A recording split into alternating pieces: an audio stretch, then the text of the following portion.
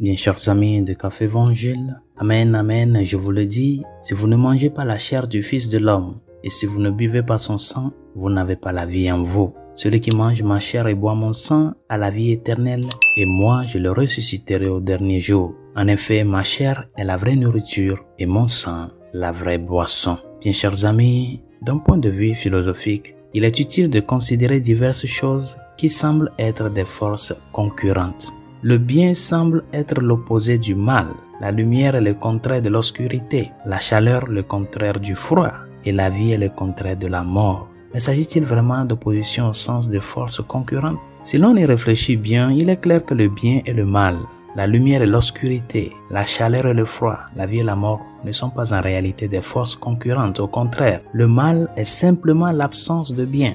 L'obscurité, l'absence de lumière, le froid, l'absence de chaleur et la mort, la perte de la vie. Bien que cette distinction, point de vue philosophique, puisse sembler inintéressante pour certains et déroutante pour d'autres, c'est une vérité utile à méditer à la lumière de l'évangile d'aujourd'hui. L'évangile nous dit que le fait de ne pas manger la chair du Fils de l'homme et de ne pas boire son sang entraîne la mort. Et la mort est la perte de la vie.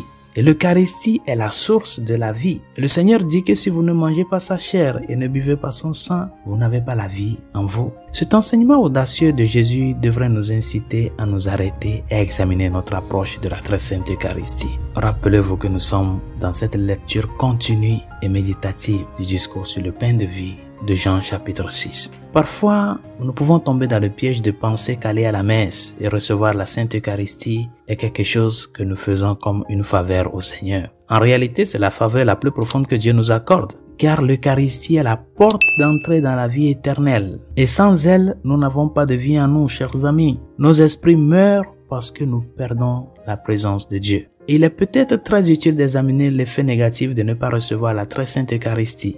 Parfois, nous avons besoin de considérer les conséquences de nos actes pour nous motiver à une plus grande fidélité. C'est pourquoi le fait de considérer que ne pas manger la chair du Fils de Dieu entraîne la mort devrait être très motivant. Et cela devrait nous remplir d'une sainte crainte de perdre la présence vivifiante de Dieu en nous. Et cette sainte crainte est un véritable don de Dieu et constitue en fait l'un des 7 dons de l'Esprit Saint. Résolution de ce jour, à la suite de la résolution d'hier qui nous invitait à nous approcher de l'Eucharistie avec cet émerveillement, comme si c'était la première fois, l'unique fois, la dernière fois que nous le recevons, le Christ vivant, présent, réellement dans l'Eucharistie. Aujourd'hui, nous sommes invités à savoir que la participation à la table sainte requiert une préparation de cœur. C'est-à-dire, oui, le Seigneur se donne à nous dans l'Eucharistie, que nous puissions entrer et goûter déjà la vie éternelle.